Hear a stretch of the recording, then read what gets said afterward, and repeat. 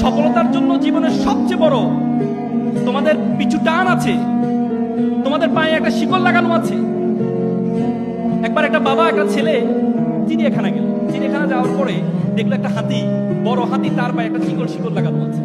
ছোট ছোট হাতি, তার পায়ে শিকল লাগানো আছে। ছোট ছোট হাতিগুলো শিকলটা ছেড়ার চেষ্টা করছে, আর বড় হাতিটা স্তব্ধ হয়ে দাঁড়িয়ে আছে। শিশু চিন্তা করলো, বড় হাতিটা যদি টান দেয় তাহলে শিকলটা ছেড়ার কথা, কিন্তু বড় হাতিটা দাঁড়িয়ে আছে কেন?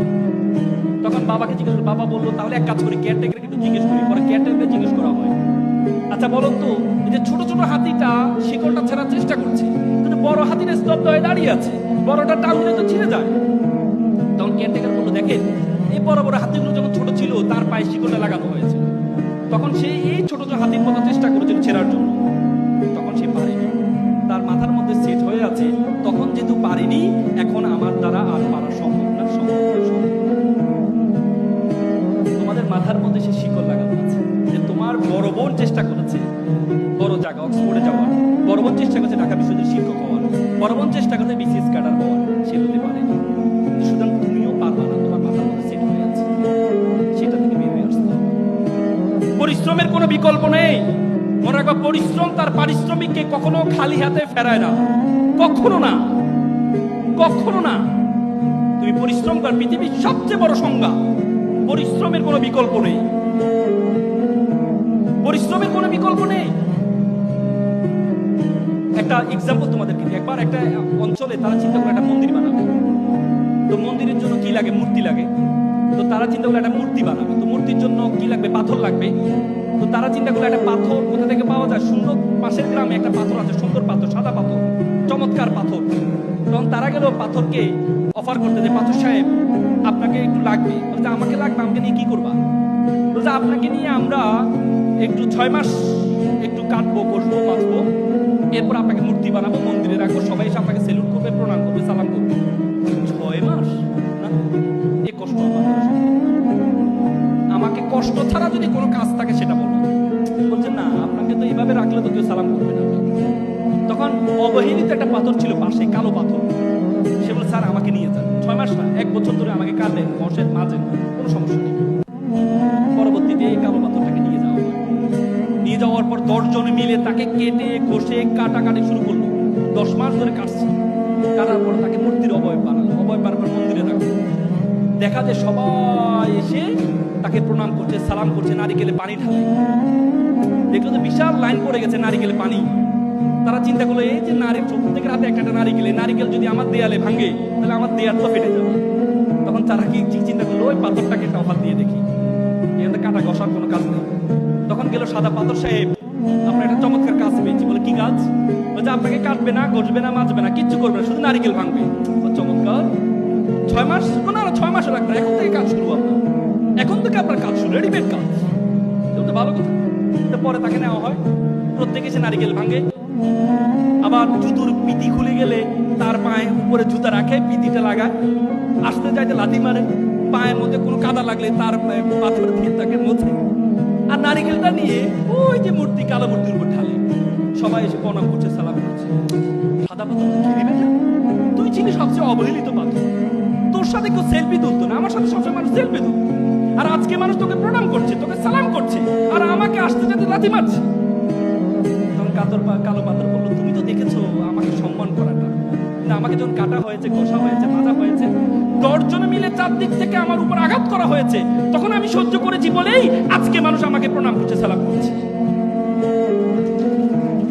তুমি যদি মনে করো পরিশ্রম করবা না, কষ্ট করবা না, এমনি মানুষ তোমাকে সম্মান করবে, এত সহজ? আমরা সবসময় বলি, আমরা একটা হাদিসের কথা, তকদির কখনো পরিবর্তন হয় না, কপালে যেটা আছে সেটা, কপালে যেটা আছে সেটা। অথচ আল্লাহ তাআলা কোরআনে বলেছে, ওয়ালাইসা লিল ইনসানি ইল্লা মা সাআ। আল্লাহ বলেছে মানুষ ততটুকুই পায় যতটুকু সে চেষ্টা করে। এবং আল্লাহ তাআলা কোরআন আরেকটা আয়াতে বলেছে, ইন্নাল্লাহা লা ইউগাইয়িরু বিকাউমি হাত্তা ইউগাইয়িরু বিআনফুসিহিম। আল্লাহ কোন জাতির ভাগ্য পরিবর্তন করে না যতক্ষণ পর্যন্ত ওই জাতি এবং ওই ব্যক্তি নিজের ভাগ্য পরিবর্তন করার চেষ্টা না করে। আর তুমি মনে করো চেষ্টা করবা না, এমনিই তুমি সফল হয়ে যাবা, তোমাকে মানুষ সালাম করবে, প্রণাম করবে না, এমনি করবে না, তোমাকে এমনি কখনো করবে না। তোমরা মাইক্রোসফটের প্রতিষ্ঠাতা, নাম কি বলতো? বিল গেটসের কয়েকদিন আগে আমি একটা বই পড়লাম, বইয়ের নাম ছিল রোড অ্যাহেড। সে বইতে বিল গেটস তার জীবনে, সে হার্ভার্ড ইউনিভার্সিটির ড্রপ আউট স্টুডেন্ট ছিলেন, সে হার্ভার্ড ইউনিভার্সিটির।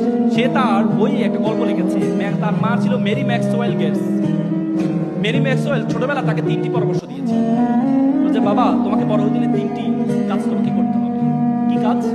একটি হচ্ছে you have to be exceptional, তোমাকে ব্যতিক্রম হতে হবে। দ্বিতীয় হচ্ছে বিং ড্রিভার, ড্রিম বিগার, তোমার স্বপ্ন হবে অনেক বড়। তৃতীয় হচ্ছে রিড লটস অফ বুকস, প্রচুর বই পড়তে হবে। যখন তাকে ছোটবেলায় পরামর্শ দিয়েছিল বি এক্সেপশনাল, তোমাকে ব্যতিক্রম হতে হবে, যখন বিল গেটস দেখতে পেলেন, সে যখন হার্ভার্ডে পড়া শুরু করলেন, তখন বড় বড় অফিসিয়াল যে কম্পিউটারগুলো আছে, এই কম্পিউটারগুলো তাকে ইউজ করার জন্য দেওয়া হয়। অফিসিয়াল কাজে ব্যবহার হতো তখন কম্পিউটার। তখন বিল গেটস চিন্তা করলো, আমি অফিসিয়াল কাজে কম্পিউটার না, আমি এমন একটা মাইক্রো কম্পিউটার আবিষ্কার করব যেটা ঘরে বসে এটা ইউজ করা যায়। বিল গেটস ইউনিভার্সিটি ক্লাসে যাওয়া বন্ধ করে দেয়। পরবর্তীতে বিল গেটস 4 বছরের মাথায় যখন মিনি কম্পিউটার, জনক বলা হয়, মিনি কম্পিউটার আবিষ্কার করলেন, তখন তার বন্ধুরা পড়াশোনা শেষ করে এসে তার মাইক্রোসফটে এসে জব করা শুরু করেছে। বি এক্সেপশনাল, ব্যতিক্রমী। তোমাদেরকে আমি বলবো না পড়াশোনা বাদ দিয়ে শুরু করো, সেটা বলবো না। মনে রাখবা, জিকে বলা হয় আগে বলতো জেনারেল নলেজের যোগ, এখন জিকের কোনো ভ্যালু নেই। এখন এসকে, স্পেশাল নলেজ লাগবে তোমার। তোমাকে এমন একটা গুণ মেক শিওর করতে হবে যে গুণটা 10 জন থেকে তোমাকে পার্থক্য করে দিবে। আগে বলতো নলেজ ইজ পাওয়ার, এখন বলে knowledge is powerless without skill. দক্ষতাবিহীন নলেজের কোনো ভ্যালু নেই। তুমি যদি দক্ষ না হও, এই নলেজের কোনো ভ্যালু থাকবে না। তোমাকে এমন একটা দক্ষতা অর্জন করতে হবে। বিলিভ অর নট, বিশ্ববিদ্যালয়ের জীবনে যতটুকু পড়েছি, একটা শব্দ, একটা ওয়ার্ড কাজে আসে নাই। ক্যারিয়ারে একটা শব্দ কাজে আসে নাই। কাজে আসছে কি? ঢাকা বিশ্ববিদ্যালয় ডিবেটিং সোসাইটিতে ডিবেট করেছিলাম, বিভিন্ন সোশ্যাল অর্গানাইজেশনের সাথে যুক্ত ছিলাম, কমিউনিকেশন স্কিল ছিল, অনেকের সাথে পরিচয় হয়েছিলাম, শত শত মানুষের সাথে পরিচয় হয়েছিলাম। এটা কাজে আসছে সবচেয়ে বেশি। এই জন্য তোমাদেরকে বললো, তোমাদেরকে সবচেয়ে গুরুত্বপূর্ণ দক্ষতাগুলো অর্জন করতে হবে ফার্স্ট ইয়ার থেকে। বলে না, যার টাকা আছে সে টাকা উড়ায়, তার অনেক টাকা এই জন্য উড়ায়, আর যার সময় আছে সে সময় উড়ায়। তোমাদের সবচেয়ে বেশি আছে হচ্ছে তোমাদের সময়, আর তোমরা সেটাকে উড়াও, টাকার মতো উড়াও, তাহলে কখনো বড় হতে পারবে না। এই জন্য ফার্স্ট ইয়ার থেকে বিভিন্ন ডিবেটিং ক্লাবের সাথে পৃথিবীতে যত স্কিল আছে, speaking skill is the finest, most finest skill all over the skill. Speaking skill, কথা বলার দক্ষতা সবচেয়ে গুরুত্বপূর্ণ। মানুষকে ইমপ্রেস করার গুরুত্বপূর্ণ সবচেয়ে বেশি। আমরা দেখবা যে হচ্ছে মানুষকে দেখবা, একটা মানুষ তোমাকে নিয়ে, তুমি যখন একটা মানুষের সাথে প্রথম পরিচয় হবা, 4টা জিনিস মনে রাখবা। আমরা কি করি মানুষের সাথে প্রথম পরিচয় হলে? প্রথম হ্যান্ডশেক করেন, ভাইয়া আমি মামুন, ভাইয়া। তুমি যখন এভাবে হে হে করো, দেখে বুঝে যাক তোমার ওয়েট কতটুকু আছে। তুমি যদি বলো ভাইয়া আমি ঢাকা বিশ্ববিদ্যালয়ের প্রথম বর্ষে পড়ি, শুরু করো। তুমি যদি ভাইয়া আমি মামুন, হে ভালো আছে ভাইয়া, তখন যার সাথে কথা বলে সে বুঝে যাবে তোমার ওয়েট কত। দ্বিতীয় হচ্ছে, আমাদের একটা স্বভাব আছে, আমরা দ্বিতীয় মানুষকে সবসময় বদনাম করার চেষ্টা করি, যে ভাইয়া ছবিতে তো আপনাকে অনেক সুন্দর লাগে, বাস্তবে তো আপনি এত সুন্দর না। তাহলে এই ভাইকে তোমার সাথে কথা বলবে? বলবে? হ্যাঁ ভাইয়া আপনাদের ছবিতে অনেক, আপনার আজকে ছবিটা ভালো লাগছে না, আজকে কালো কালো লাগছে আপনাকে, বলি কিনা আমরা? বলো। আচ্ছা, তোমাকে প্রথম কথা বলতে হবে ভাইয়া ছবি থেকে বাস্তবে আমি অনেক সুন্দর। এটা যখন বলবে ভাইয়া, তখন একটু একটু বুঝো নাই, একটু কি, হ্যাঁ শোনো, পৃথিবীতে প্রশংসা পছন্দ করে না এমন কোন মানুষ আছে? আল্লাহ প্রশংসা পছন্দ করে। আল্লাহ আমাদেরকে সৃষ্টি করেছেন, কিন্তু প্রত্যেক নামাজের শুরুতে আমাদের আলহামদুলিল্লাহ রাব্বিল আলামিন আর রহমান, তুমি সকল প্রশংসা একমাত্র আল্লাহর, যিনি এটা তৈরি করেছেন, ওইটা তৈরি করেছেন, যিনি আমাদের তৈরি করেছেন। প্রত্যেক নামাজের শুরুতে যদি সূরা ফাতিহা না পড়ো, তাহলে নামাজে হবে না তোমার। তার মানে কি? আল্লাহ জানে আমাদেরকে সৃষ্টি করেছে, তারপরে প্রত্যেক নামাজের শুরুতে আল্লাহ আমাদের প্রশংসা করো, প্রশংসা করো, প্রশংসা করো। আমাদের আপা যিনি চলে গেলেন, আমার মনে আছে 2015 সালে চীনমতি সম্মেলন কাতে অটিজম দিবস, পুতুল, ওনার মেয়ে পুতুলের অটিজম দিবস উপলক্ষে একটা প্রোগ্রাম হচ্ছিল। সেখানে 100টা যুব সংগঠনকে ইনভাইট করেছে। তা আমি একটা সংগঠন পরিচালনা করতাম, আমাকেও ইনভাইট করেছিল। ইনভাইট করার পরে যেহেতু আমি তখন 2 জনকে কথা বলার সুযোগ দিলেন যারা কথা বলতে পারেন, তার মধ্যে আমাকে কথা বলার সুযোগ দিলেন। তা আমি স্টেজে তখন দাঁড়াইলাম কথা বলার জন্য, তখন আপা এসে উপস্থিত। আপা আসার পরে কেউ কি আমার দিকে তাকানোর সুযোগ আছে? সবাই আপা আপা, মানে স্লোগান উপর স্লোগান, স্লোগান উপর স্লোগান। আমি আর কি করবো, আপা আরে কিভাবে? তখন আমি বললাম যে মাননীয় প্রধানমন্ত্রী, কারণ হাওয়া তো মারতে না, আমার কথা তো সে শুনবে না। ছোটবেলা আমি একটা কবিতা পড়েছিলাম, চাঁদ নয় সূর্য নয়, নয় তুমি পাহাড়ি ঝর্ণা, যদি বলি ফুল তাহলে হবে ফুল, তুমি তোমার তুলনা। আজকে এখানে এসে বলতে ইচ্ছে করছে, চাঁদ নয় সূর্য নয়, নয় আপনি পাহাড়ি ঝর্ণা, যদি বলি ফুল তাহলে হবে ফুল। আপা আপনি আপনার তুলনা, আপনি আপনার তুলনা। আপা তো পাইছে। আপা এবার আমার দিকে তাকাইয়া এভাবে রয়েছে। আমি বললাম, আপা আমি আরেকটি কবিতা পড়েছিলাম, তুমি যে জিনিস জানতে কেন এত ভালো লাগে তোমাকে, আমি বহুবার উত্তর খুঁজেছি, তার উত্তর এখনো পর্যন্ত খুঁজে পাই না, কেন বেশি এত ভালো লাগে আপনাকে? আপা তো পুরো 4 মিনিট আমি কথা বললাম, 4 মিনিট এমনি রয়েছে। এমনি রসার পর, শেষ করার পর আমাকে ডাকলো। আমি বললাম, আপা আমি আপনার ইউনিভার্সিটি করতে, ঢাকা ইউনিভার্সিটি? জি জি। হ্যাঁ, good.